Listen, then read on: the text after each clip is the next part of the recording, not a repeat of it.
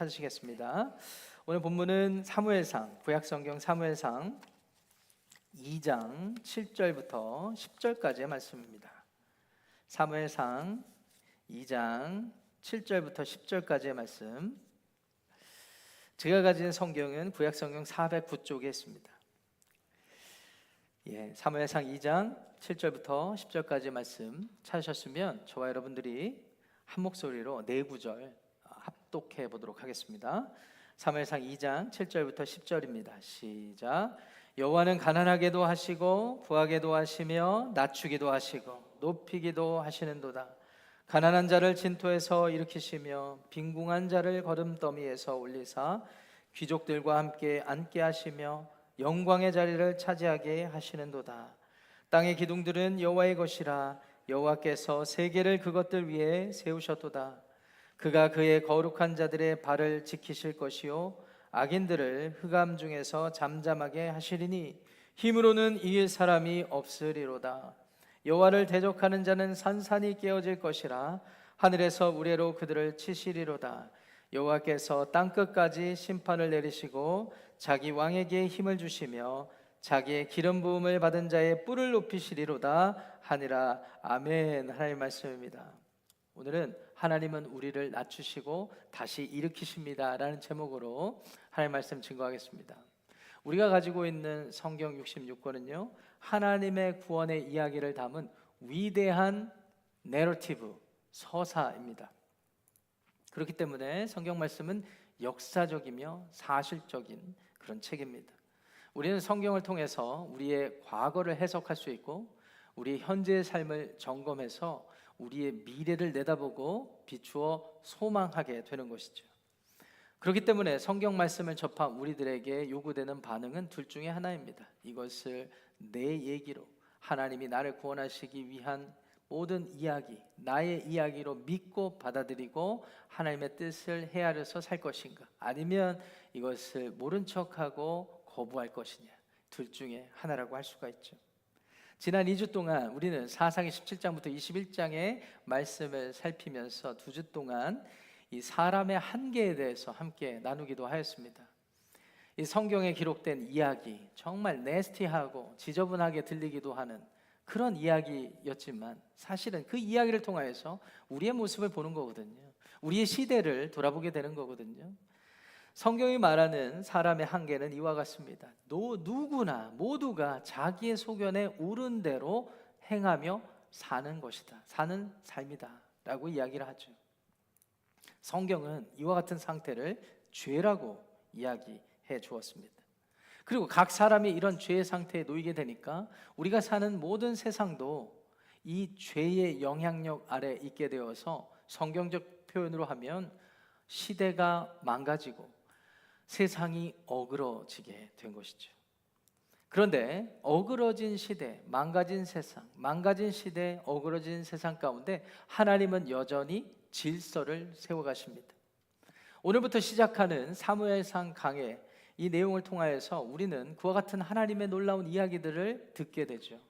이스라엘 백성들을 죄를 짓고 하나님을 지속적으로 떠나서 죄를 범하는 그런 상태임에도 불구하고 하나님은 끝까지 그들을 포기하지 않으십니다. 그리고 오히려 그들을 데리고 그들에게 왕을 주시고 왕을 세워가면서 하나님의 거룩한 나라로, 거룩한 백성으로 만들어 가시는 구원의 스토리를 우리는 앞으로 살펴보게 될 것입니다. 이 시작점에 오늘의 본문을 우리가 살핀 거예요. 오늘의 본문의 내용은 이스라엘의 위대한 지도자 중에 하나인 사무엘, 그의 어머니 한나의 기도입니다. 우리는 이 하나님의 위대한 구원의 스토리가 시작되는 이 시작점에 한나라고 하는 초라해 보이는 여인의 기도를 통하여 하나님이 우리 시대에 우리에게 무엇을 요구하시는지를 통찰하며 깨닫게 될 것입니다. 오늘 예배 가운데 함께 하신 저와 여러분들의 모든 삶 가운데 말씀의 은혜가 임하고 성령의 은혜로 변화가 일어나는 축복이 있기를 간절히 축원합니다. 자, 그렇다면 오늘 본문을 통하여서 한나의 기도를 들여다보며 우리가 얻을 수 있는 영적 교훈은 무엇일까요? 그것은 바로 하나님은 우리를 낮추시고 다시 일으키십니다라는 교훈입니다. 하나님은 우리를 구원하시기 위해서 낮추시기도 하고 다시 일으키시는 분이십니다. 다시 오늘의 본문 7절과 8절의 말씀을 함께 읽어보겠습니다. 시작. 여호와는 가난하게도 하시고 부하게도 하시며 낮추기도 하시고 높이기도 하시는도다. 가난한 자를 진토에서 일으키시며 빈궁한 자를 거름더미에서 올리사 귀족들과 함께 앉게 하시며 영광의 자리를 차지하게 하시는도다. 땅의 기둥들은 여호와의 것이라 여호와께서 세계를 그것들 위에 세우셨도다. 아멘. 지금 한나가 고백하는 기도의 내용인데요, 한나는 하나님이 사람의, 특별히 자신의 삶을 낮추시기도 하고 다시 높이시기도 하시는 분이라고 고백합니다. 하나님이 이 세상을 지으시고 이 세상을 다스리시는 분이기 때문에 이런 고백을 한다고도 8절에 고백하고 있습니다. 한나는 이런 고백을 그냥 하게 된 것이 아닙니다. 한나는 자신의 삶의 특정한 삶의 경험을 통해 이와 같은 하나님에 대한 위대하고 놀라우신 하나님을 고백하게 되었는데요, 과연 한나에게는 어떠한 일이 있었던 것일까요? 오늘 본문은 2장의 기도의 부분을 읽었지만 한나에게 일어난 스토리 1장의 근거에서 오늘 말씀을 함께 나누어 보길 원합니다. 1장의 내용을 보시면 한나의 남편 된 엘가나의 소개로부터 시작이 됩니다. 에브라임 지역에 라마다임 소빔이란 지역에 엘가나라는 사람이 살았대요. 라마다 호텔? 그게 아니고요, 라마다임 소빔, 이렇게 하면 잊어버리지 않으실 것 같아가지고 제가 말도 안 되는 조크를 한 겁니다. 라마다임 소빔이라는 지역에 이 엘가나라는 사람이 살았습니다. 이 사람이 이례적으로 4대에 걸친 족보를 성경 기자가 소개를 하죠. 1장 1절에 소개되어 있습니다. 이 엘가나라는 사람은 수베 증손이고 엘리후의 손자이고 여로함의 아들이라고 되어 있습니다. 성경이 이렇게 자세하게 누군가를 소개할 때는 이 배경이 참 중요하다는 사실을 알게 돼요. 그래서 역대상 6장을 참고해서 이 엘가나 집안이 어떤 집안인가를 살펴보니까 결론으로 말씀을 드리면 레위 지파였습니다. 레위 지파는 어떤 지파입니까? 하나님 앞에 철저히 헌신된 지파. 그래서 하나님의 백성들과 하나님 사이를 중보하는 역할을 맡은 사람들이라고 할 수가 있습니다. 참 아이러니하죠. 사사시대 사사기 17장부터 21장까지 살폈을 때 그곳에도 레위인들이 등장을 했거든요. 근데 이 레위인이 하나님과 백성들 사이를 중보하기는커녕 레위인들이 문제를 일으켰어요. 지난주에 끔찍한 스토리 기억하시나요? 레위인의 아내를 찾기 위해서 벌어진 많은 일들 속에 그가 했던 일, 악한 일이죠. 그 전주에 살펴봤던 미가의 집에서 일어났던 일들 기억하시나요? 그곳에서도 떠돌이 레위인이 문제를 일으켰던 것을 우리가 보게 됩니다. 사실 그 시대에 엘가나도 레위 지파로 살았던 거예요. 이 엘가나가 어느 정도 시간이 차서 결혼을 하게 됩니다. 그의 아내의 이름은 한나가 되는 것이죠. 엘가나는 1장의 기록을 보니까 이 한나를 끔찍이 사랑했습니다. 그래서 한 남자로서, 한 남편으로 끔찍이 아내를 사랑하는 아주 우리 시대 표현으로 하면 스윗한 남자였어요. 엘가나의 라스트 네임이 있었다면 스윗이었을 것입니다. 엘가나 스윗. 1장을 보면 그 얼마나 스윗했는지가 잘 나와 있어요. 그런데 정작 한나는요, 엘가나와의 결혼 생활이 엘가나 남편으로부터는 만족을 얻었을지 모르지만 결핍이 있었어요. 아쉬운 마음이 있었어요. 도대체 한나에게 있었던 문제는 무엇일까요? 자녀가 없었습니다. 이런 표현 써서 죄송합니다. 한나는 옛날 어른들 표현대로 하면 엘가나의 정실 부인이에요. 정실 부인에게 요구되는 것은 자녀를 낳아서 그 가문의 대를 이어주는 것이었습니다. 오늘날과 다르게 이 당시 사회 분위기가 그래요. 특별히 레위 지파에게도 중요했고 이스라엘 전 지파적으로도 문화적으로도 중요했어요. 왜냐하면 그때 당시의 생각은 하나님이 주시는 가장 첫 번째 축복이 생육하고 번성하는 것이라고 생각했거든요. 그런데 무슨 일인지 모르겠으나 한나에게 자녀가 들어서지 않았습니다. 시대 상황이 이러다 보니까 이 자녀를 얻는 것이 중요한 가치이기 때문에 이 엘가나가 또 다른 아내, 옛날 어른들 표현대로 하면 성경에도 지난주에 소개된 표현이긴 하지만 첩을 두게 되었죠. 그녀의 이름이 브닌나입니다. 철저히 자녀를 잇기 위한 일이었을 거라고 생각이 듭니다. 이 브닌나는 자녀를 낳아주었어요.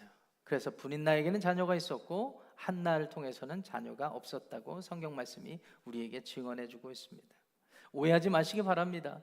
하나님이 사람을 지으시고 결혼이라는 제도도 만들어 주셨는데 하나님은 한 번도 일부 다처제를 용인하시지 않았어요. 하나님은 그것을 의도하시지 않았어요. 그렇게 하셨다면 아담에게 하와 외에 또 다른 여인을 붙여주셨을 것입니다. 하나님 그렇게 하지 않으셨어요. 예수님 또한 마태복음에서 교훈해 주시기를 결혼을 한 남자와 한 여자 사이의 관계라고 규정해 주셨습니다. 그리고 성경 곳곳에 등장하는 하나님의 언약 안에 있는 가정들을 보면 전부 다 한 남편과 한 아내 사이에서, 아브라함의 아들 또한 사라와 사이에서 이삭을 얻은 것이죠. 그러한 하나님의 뜻이 있다는 것을 말씀을 분명히 드립니다. 다만 자기 소견에 옳은 대로 행하는 사람들, 그 사람들이 사는 시대에 자기들의 소견대로 만들어낸 제도일 뿐이죠. 망가진 시대에 어그러진 세상의 단편적인 모습이라고 할 수가 있습니다. 레위지파 사람 이 엘가나가 매우 경건한 사람이었던 것 같아요. 그래서 매년 하나님의 언약궤가 있는 실로라는 지역에 온 가족들을 데리고 가서 제사를 드립니다. 1장의 기록을 보니까 제사를 마치면 매년 그 자리에서 가족들과 함께 식사를 나누었다라고 되어 있죠. 레위기서의 배경을 근거해서 정리를 해보면 아마 화목제물을 드렸던 것 같아요. 레위기의 하나님 교훈에 따르면 화목제물을 일정 제물을 드리고 그 남은 것은 가족들과 함께 제물을 먹게 하셨습니다. 그러니까 축제가 벌어지는 것이죠. 연중에 명절에 다 모이듯이 그런 일들이 벌어진 것입니다. 아이들에게는 그 시간이 기다려졌을 것입니다. 하나님의 축복도 받고 은혜도 받고 아웃 오브 타운 해서 실로까지 가서 맛있는 음식도 먹고 하니까요. 그런데 한나에게는 매년 찾아오는 고통스러운 시간, 괴로운 시간이었을 것입니다. 엘가나가 제사를 마치고 가장으로서 그 제물의 음식을 나누어 주는데, 제가 다시 이 표현을 쓰겠습니다. 죄송합니다. 정실부인 한나가 아닌 분인나에게 먼저 식사를 이렇게 나누어 주게 됩니다. 여러분 얼마 전까지 계속 논쟁이 있는 깻잎 논쟁을 들어보셨습니까? 내가 사랑하는 사람을 앞에 두고 다른 여인들이 깻잎을 뜯는데 젓가락으로 도와줘야 되냐 말아야 되냐, 이거에 대한 논쟁이에요. 그래서 어떤 분들은 나는 쿨해, 그래서 상관없어, 우리 아내도 쿨해, 이렇게 받아들이시는 분이 있는 반면 이것만큼은 디테일한 작업이잖아요. 누가 깻잎 한 장 젓가락으로 띄는 걸 같이 돕는다? 이런 일은 없는 거예요. 내 집에서도 내 남편이 나한테 그러지도 않는데 밖에 나가서 다른 여인의 깻잎을 뜯어준다? 이게 논쟁이 있습니다. 그게 이른바 깻잎 논쟁이에요. 이 식사를 누구한테 먼저 나눠주냐, 깻잎 논쟁과 같은 일이라고 생각하실지 모르겠지만 사실은 누가 엘가나의 대를 이어주고 있습니까? 지금 분인나입니다. 그러니까 사실 엘가나는 분인나를 사랑해서라기보다 분인나가 낳아준 아들 또는 자녀 때문에 먼저 나눠준 것입니다. 그리고 그게 그 당시의 사회적인 문화였어요. 나만 나눠주면서 엘가나가 한나의 눈치를 봤겠죠. 왜냐하면 성경의 기록을 보면 엘가나가 한나를 끔찍이 사랑했다고 되어 있거든요. 그 다음에 한나에게 그 제물의 분량을, 식사의 분량을 나눠주는데, 여러분 잘 생각해 보시면 정실부인인데 분인나에게 먼저 가는 그 상황이 아마 견디기 쉽지 않았을 거예요. 그러니까 눈치를 보는 이 엘가나는 한나에게 한나가 먹을 것만 주는 게 아니라 갑절의 분량을 주게 됩니다. 어떤 분들이 한나가 대식가였나 봅니다 라고 생각하실지 모르겠지만 그게 아니에요. 엘가나의 행동에는 의미가 있어요. 한나, 사랑하는 아내요, 걱정하고 슬퍼하지 마세요. 당신에게 자녀가 있다고 내가 여기고 있습니다. 그만큼 당신을 더 사랑합니다. 자녀의 몫까지 같이 주는 거예요. 또 그 마음에는 한나, 걱정하지 마세요. 내 사랑하는 아내, 앞으로 우리에게도 하나님이 축복하실 거예요 라는 마음이 있었을 것입니다. 그래서 갑절의 분량을 주게 되는 것입니다. 근데 여러분들이 한나라면, 자매님들 잘 생각해 보세요. 한나라면 남편이 분인나 앞에서 하는 그 행동들이 기쁘기만 했을까요? 오히려 더 비참하고 괴로웠을 수도 있습니다. 마치 분인나라는 성경의 표현대로 하면 적수, 영어로는 라이벌 앞에서 자기에게 동정하는 듯한 그런 모습으로 비춰지니까 더 비참했을 것입니다. 그래서 더 아팠을 거예요. 그런데 한나를 더 괴롭게 한 일이 따로 있었습니다. 1장에 이 역시 기록된 내용이죠.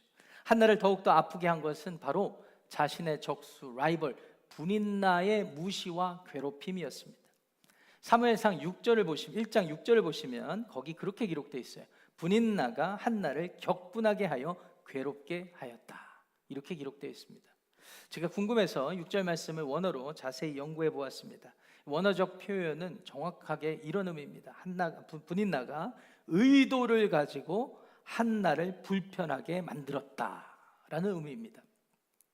그러니까 많은 영어 성경이 분인나가 한나를 irritate 했다라고 번역한 것입니다. 의도를 가지고. 어떤 의도였을까요?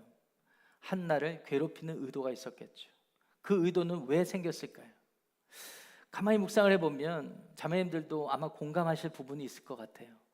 나는 남편에게 아들을 낳아줬는데 남편은 나에게 눈길조차 안 주고 내 앞에서 버젓이 아내를 사랑하고 깻잎을 띄워주는 것 같지만 시선은 사랑하는 아내 한나에게 가 있고 깻잎도 잘 안 띄워줘요.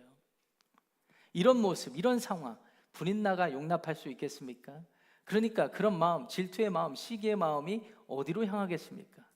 의도를 가지고 한나를 격분하게 하는 것이죠. irritate하게 하는 것이죠. 어떻게 하면 그녀가 마음의 불편함을 가질까? 그래서 불편한 나머지 괴로운 나머지 집을 떠나버리게 만들까? 이런 고민까지 했을 수도 있습니다. 자기 소견에 옳은 대로 행하는 시대였기 때문이죠. 그렇기 때문에 인간적인 관점에서 보면 우리도 분인나를 공감할 수 있습니다. 얼마나 힘들었겠어요. 그 시대를 살면서. 어찌되었든 사무엘상 1장 6절을 통해 우리는 분인나가 한나를 매우 불편하게 했다라는 것을 알게 됩니다. 자, 그렇다면 분인나는 어떤 방식으로 한나를 불편하게 하였을까요? 한나는요, 어쩌면 이미 그 상황을 여러 해 동안 경험했기 때문에 단순히 자녀가 없다는 사실 때문에 불편하고 분인나가 메롱메롱해도 크게 여기지 않았을 거예요. 근데 한나를 정말 불편하게 했던 것은 1장 6절을 보니까 여호와께서 한나에게 자식을 허락하지 아니하심으로 분인나, 그녀의 적수 분인나가 한나를 격분하게 하고 괴롭게 했다. 이렇게 되어 있거든요. 그러니까 뭔가 상관관계가 분명히 있다고 추정을 해볼 때 이런 것이었을 것입니다. 한나, 너는 하나님 앞에 저주를 받은 거야. 하나님 날 사랑하셔. 그래서 이렇게 자녀를 주셨어. 이런 말도 안 되는 논리로 한나를 괴롭게 했었을 것입니다. 그러니까 6절에 그렇게 기록되어 있죠. 여호와께서 허락하지 아니하심으로 분인나가 그렇게 했다. 한나가 견디기 힘들었던 것이 아마 거기에 있었던 것 같아요. 한나는 하나님을 신실하게 섬길 줄 알았던 여인입니다. 그래서 하나님을 절대적으로 신뢰하며 위로를 얻고 살아가는데 만날 때마다 하나님은 자기를 축복하시는 거고 분인나는 자기를 하나님이 축복하시고 사랑하시고 한나는 사랑하지 않으시는 것처럼 계속 격분시키는 거예요. 그것도 매년 성전 실로에 가서 제사를 드릴 때마다 그 제물을 나누는 그 상황 속에서 그 현장에서 계속 격분케 하는 것입니다. 우리도 가끔 가다가 의도하지 않은 이런 일들을 많이 경험하게 됩니다. 저도 동부에서 이렇게 젊은이 교구 사역을 오랫동안 했죠. 그래서 이렇게 거기는 목장마다 신방을 하면서 이렇게 경험을 해보면 많이 일어나는 일들이 있어요. 그게 오해로 비롯된 일인데 이런 상황과 같습니다. 이제 자녀가 없는 가정이 있어요. 그런데 오랫동안 없어요. 그래서 같이 기도하고 있어요. 근데 거기에 어떤 가정이 들어왔고 자녀가 생겼어요. 이 일도 축복할 일입니다. 하나님의 섭리 안에서 축복해요. 그래서 서로 배려하면서 축복하죠. 근데 어떤 때에는 다 그런 건 아니지만 어떤 분이 미처 모르거나 배려하지 못할 때 마치 기도 제목처럼 우리 가정을 하나님이 축복해 주셔서 이렇게 했다. 이런 말이나 행동이나 배려하지 못한 일들 때문에 오해가 생기고 교회를 떠나고 힘들어하는 일들이 있습니다. 왜냐하면 그런 나는 의도치 않았지만 말과 행동, 나의 행동을 통하여서 누군가에게 나는 9년, 10년 결혼했는데 하나님 그럼 우리를 축복하지 않으시는 거야? 이런 생각을 의도치 않게 갖게 하거든요. 서로 간의 배려가 필요한 것이죠. 한나는 그런 생각, 그런 상황 속에서 아마 하나님에 대한 질문을 계속 품었을 거예요. 하나님, 내가 노력한 것도 아니고 하나님 앞에 그렇게 기도했는데 하나님 왜 나를 이렇게 어렵게 괴롭게 하십니까? 그것도 매번 저렇게 분인나 앞에서 아이들 앞에서 내가 무시를 당하고 괴롭힘을 당하게 하십니까? 그렇습니다. 한나는 제일 괴로웠던 것이 하나님에 대한 질문이었던 거예요. 하나님, 하나님이 선하시고 나를 사랑하신다고 하는데 왜 나의 이런 문제들, 나의 결핍, 내 부족함, 내 아쉬움은 채워주지 않으시는 거예요? 하나님, 그래도 내가 하나님 믿고 신뢰하며 기도하며 살아가는데 오늘 또 분인나의 말을 들어보니 마치 하나님이 나를 사랑하지 않는 것과 같이 들립니다. 하나님 정말 나를 사랑하십니까? 이런 질문에 꼬리가 물리고 꼬리에 물리는 그 질문을 통하여서 한나가 무지무지 괴로움을 당하게 된 것입니다. 근데 이런 괴로움의 상황에 처할 때 여러분들은 어떤 결정들을 하시나요? 어떤 사람들은 극단적으로 불인나를 처벌할 수도 있을 것입니다. 제가 여인의 세계를 좀 압니다. 왜냐하면 여인들 4명과 살잖아요. 저의 대선배이신 임근택 집사님은 더 많은 여인들과 사셨어요.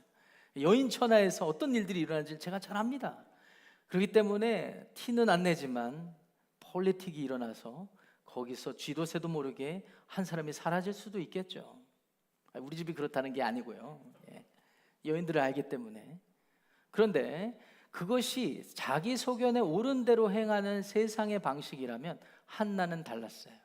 한나는 괴롭고 브린나가 자기를 격분시키면 시킬수록 그래서 하나님에 대한 질문이 더 깊어지고 하나님을 원망하기도 했다가 하나님 앞에 더 떼쓰기도 했다가 매달리는 삶으로 더욱더 나아갔습니다. 그래서 하나님 앞에 기도하며 그 시간들을 보내었다고 1장이 기록하고 있죠. 그래서 1장 아까 6절 이후부터 펼쳐지는 10절까지 내용을 보세요.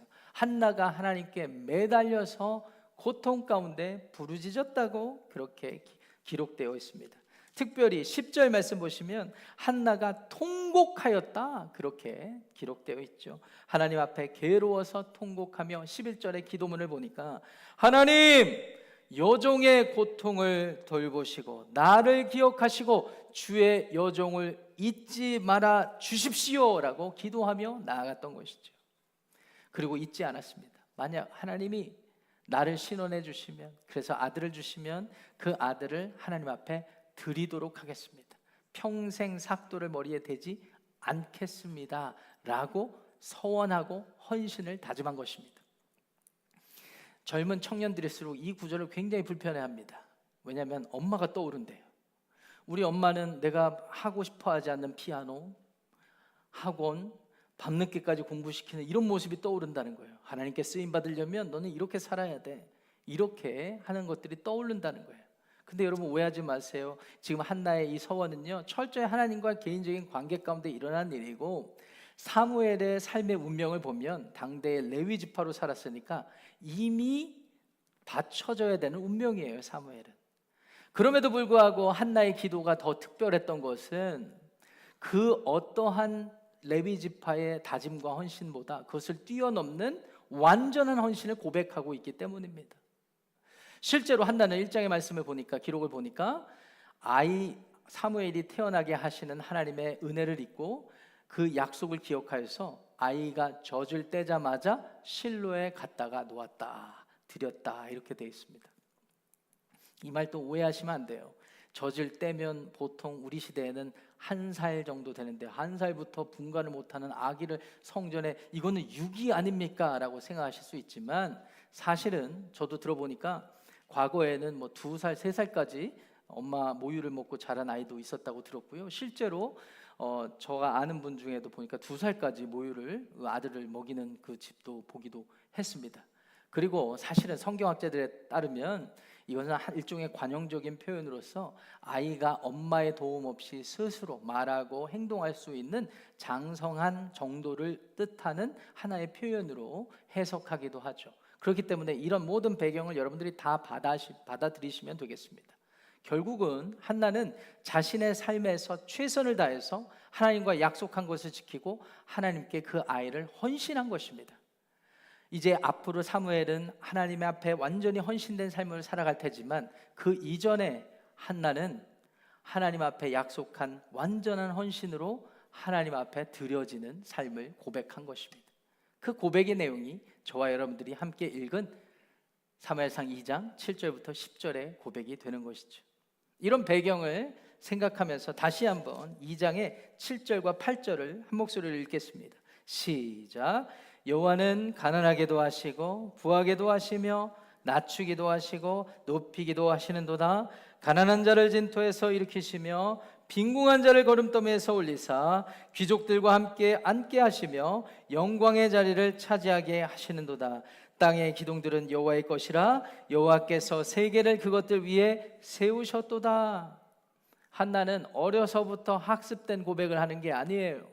외우라고 해서 누가 외우라고 해서 외운 대로 하는 게 아니에요. 한나는 자신의 삶에 정말 빈궁하고 억울하고 결핍을 느끼고 아쉬움을 느낄 수밖에 없는 그 고통스럽고 고생의 시간을 다 지난 후에 그 가운데 하나님의 은혜를 기억했고 하나님의 은혜를 깨달은 마음을 가지고 고백을 합니다.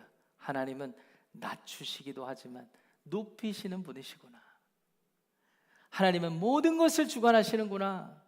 비록 내가 사는 이 시대와 사람들의 모습은 자기의 소견에 옳은 대로,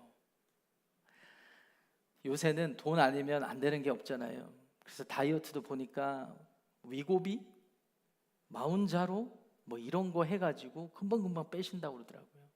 저도 되게 궁금해지기 시작했습니다.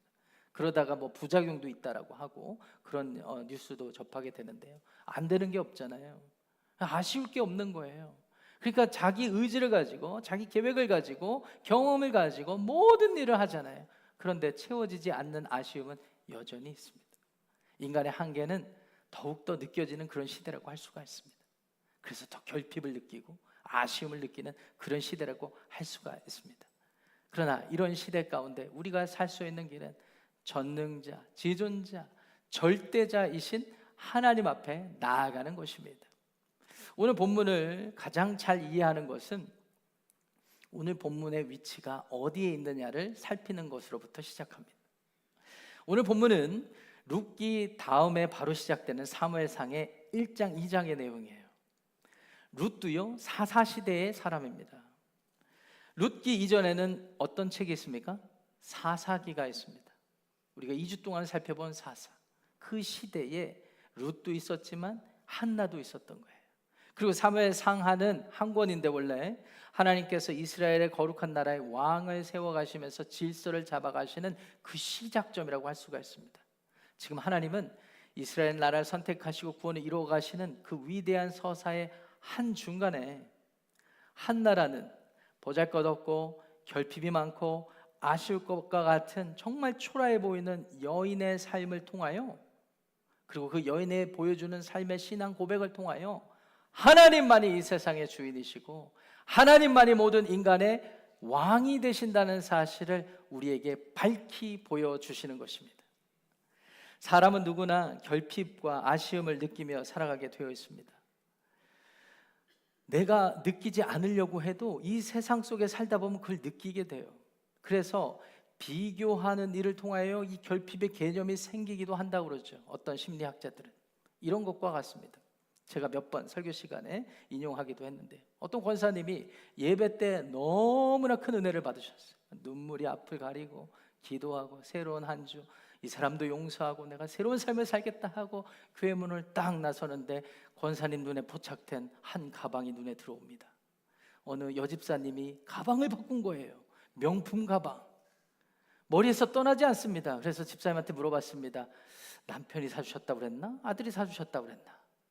그때부터 은혜는 온갖 사라지고 그 가방을 사주는 과정이 떠오르니까 남편을 원망하게 되고 아들을 원망하게 됩니다.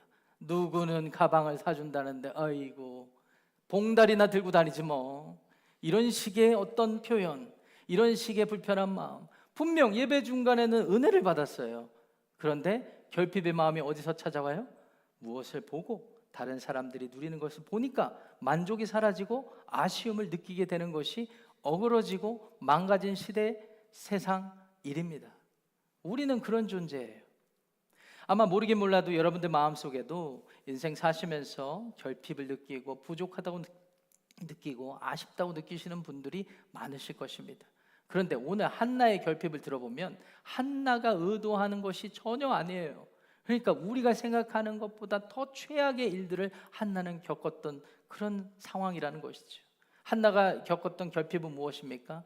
마치 하나님이 나를 약 올리는 것 같이 내가 노력해도 안 되고 내가 어떻게 해봐도 아무런 나아지는 것이 없는, 이것이 건강에 있을 수도 있고 어떤 사람에게는 관계에 있을 수도 있습니다. 어떤 사람에게는 아무에게도 말 못하는 컴플렉스가 될 수도 있고요, 사회적인 시선이 될 수도 있고 어떤 배경이 될 수도 있습니다. 무엇이 어떤지 간에 그것을 우리는 결핍으로 받아들이지만 하나님을 믿고 살아갈 때 풀리지 않는 아쉬움이 생기게 마련이죠. 하나님은 왜 나에게 이런 마음, 이런 상황을 주시는 것일까?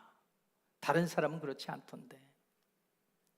C.S. 루이스가 쓴 고통의 문제라는 아주 유명한 책이 있습니다. 그 책은 이른바 신정론, 하나님은 바르시고 의로우신데 왜 이 땅 가운데 고통이 존재하는가를 아주 합리적이고 논리적으로 이렇게 설명해 주는 책이죠. 그렇기 때문에 우리가 그 책을 통해서 위로를 받는다기보다는 생각을 해보게 되는 아주 중요한 책이라고 저는 그렇게 생각합니다. 그 책을 보면 하나님의 공의로우신 기준을 설명을 하고 하나님이 하신 일들을 설명을 하면서 우리로 하여금 생각하게 하죠. 그러면서 C.S. 루이스가 하나님이 우리 가운데 고통을 허용하시는 이유를 소개를 합니다. 하나님은 우리를 의도를 가지고 때로는 낮추시기 위하여, 그래서 하나님께 나아가게 하기 위하여. 모든 경우를 그렇게 하나님께서 만드시는 건 아니지만 때에 따라서 하나님은 그 일들을 필요하기 때문에 하신다라는 거예요. 그런 의미에서 C.S. 루이스는 다음과 같은 말을 합니다. 고통은 하나님의 메가폰이다. 이 말의 의미는 고통이 있어야만 자기 소견에 옳은 대로 행하며 살아가는 사람들이 자신의 한계를 느끼고 그 한계 너머에 존재하시는 절대적인 지존자 하나님을 센스할 수 있다라는 의미에서 고통은 하나님의 메가폰이다 라고 말해주고 있는 것입니다. 오늘 본문을 통해서 우리가 깨닫게 되는 진리는 분명합니다. 하나님은요, 자기 옳은 대로 살아가는 세상 속에서 우리를 건져내시기 위하여 때로는 우리를 낮추시기도 하고 그 일을 통하여 다시 일으키시는 분이십니다. 목적은 단 하나입니다.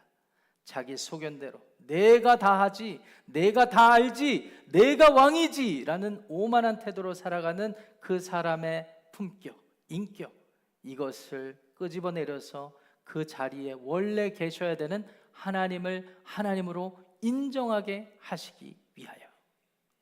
사랑하고 존경하는 산호세 하나님 침례교회 성도 여러분, 하나님은 여러분들을 살리시기 위하여, 여러분들에게 복 주시기 위하여 때로는 여러분들을 낮추시는 분이십니다. 근데 여러분들이 그 시간 안에서 하나님을 만나고 하나님을 인정하기만 한다면 그 자체로 하나님은 여러분들을 인정해 주세요. 다시 일으켜 세워 주십니다. 이것이 바로 하나님께서 예수님을 통하여서 우리 가운데 밝히 드러내신 복음이 되는 것입니다. 예수님은 이 땅 가운데 하나님의 독생자, 하나님 동등된 본분이시지만 그 자리를 박차고 오셨습니다. 그래서 인간으로 사시면서 사람의 품격을 제대로 보여주신 분이에요. 사람은 자기 소견에 옳은 대로 살아가는 존재가 아니라 본디 창조된 하나님의 형상 안에서 하나님의 뜻을 살피고 하나님께 전적으로 헌신된 삶의 태도로 살아가는 존재가 원래 사람이 지어진 품격, 인격이라는 것을 예수님이 이 땅 가운데 보여주셨습니다. 그 모든 삶을 십자가에서 다 보여주시기도 하셨죠. 그게 하나님의 뜻이기 때문에. 그렇게 순종하며 완전히 전적으로 헌신된 예수님의 삶을 통하여 하나님은 다시 부활을 허락하시고 이 사실을 믿고 따르는 저와 여러분들의 삶 가운데 여전히 일하시며 저와 여러분들의 삶을 선한 길, 구원의 길, 영생의 길로 인도해 주셨다는 사실을 믿으시기 바랍니다. 그 예수님께서 이 시대를 사는 우리들에게 그 예수님을 내 주님으로 인정한 우리들에게 요구하십니다. 누구든지 나를 따르려거든 자기 소견에 옳은 대로 살고 그렇게 결핍을 느끼고 아쉬움을 느끼며 살지 말고 자기를 부인하고 십자가를 지고 나를 따를 것이니라. 우리의 사람됨의 품격이 회복되는 새로운 한 주를 맞이하시기를 주님의 이름으로 축원합니다.